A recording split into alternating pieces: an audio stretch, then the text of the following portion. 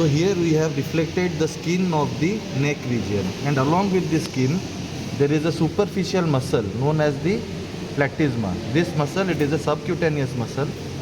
So we have also cut upon the subcutaneous platysma, and after that we have reached the deep muscles of the neck. So on this side we have removed the deep cervical fascia. The deep cervical fascia, it has been removed, and the two muscles have been exposed. So here this muscle you can see, this is the anterior scalene. This muscle you can see, this is the middle scalene. And in between these two muscles, trunks of the brachial plexus.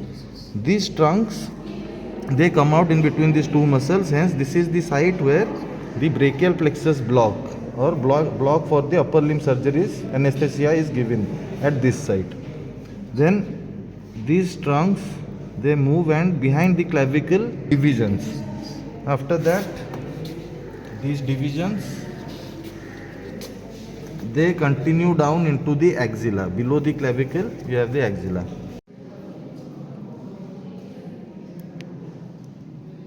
So in this dissection we have reflected the skin along with the subcutaneous muscle, that is the platysma. Here you can see some part of the platysma. So after reflecting this, we reach to the deep muscles of the neck. So here you can see this muscle, the anterior scalene muscle. Behind that you have the middle scalene muscle. In between this anterior and middle scalene muscle, you have the origin of three trunks. So students, the roots, they are the ventral rami, they are higher up. So in between these muscles, these trunks, they are going to move out and pass beneath the clavicle, where they divide into the divisions. They give the various divisions. So here you can see the upper trunk, middle trunk, and the lower trunk. Beneath the clavicle you have the divisions, and as they cross the clavicle and move into the axilla, they form the different cords.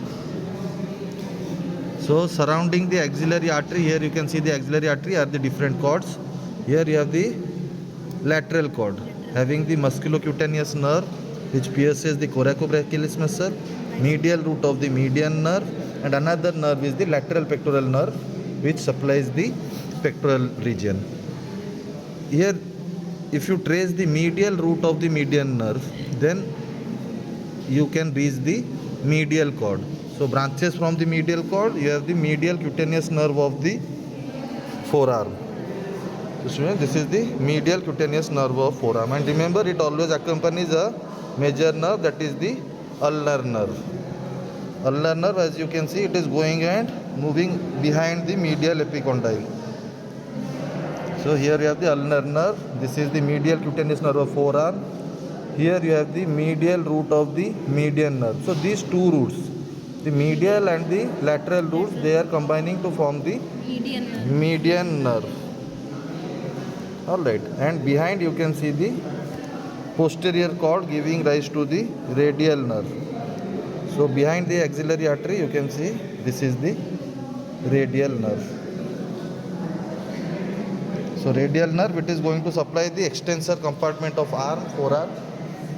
So take a look at the different muscles of our arm region. So shoulder contour, it is provided by this massive muscle, this is the deltoid. Origin, you know, you have the clavicular fibers, the acromioclavicular joint fibers, and fibers from the lower lip of the spine of the scapula. These are going and inserting onto the deltoid tuberosity. Then this muscle you can see having two bellies.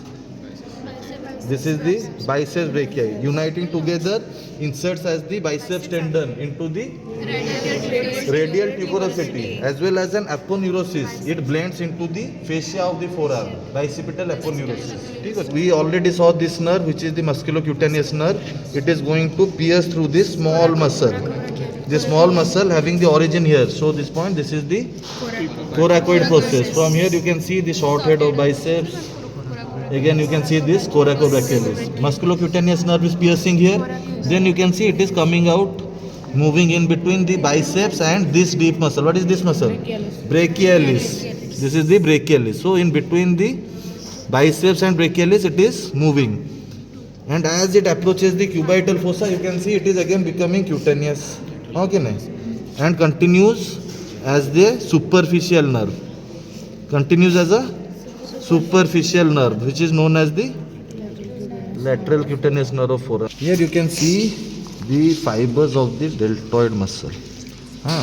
Clavicular fibers, these are the middle fibers, and posteriorly you have the scapular fibers from the spine of the scapula. I have cut this muscle along the origin, and as they reflect we can see some nerves and blood vessels coming and supplying this region. So here we can see these nerve fibers. These are nothing but the axillary nerve fibers, and along with that we can clearly see a blood vessel.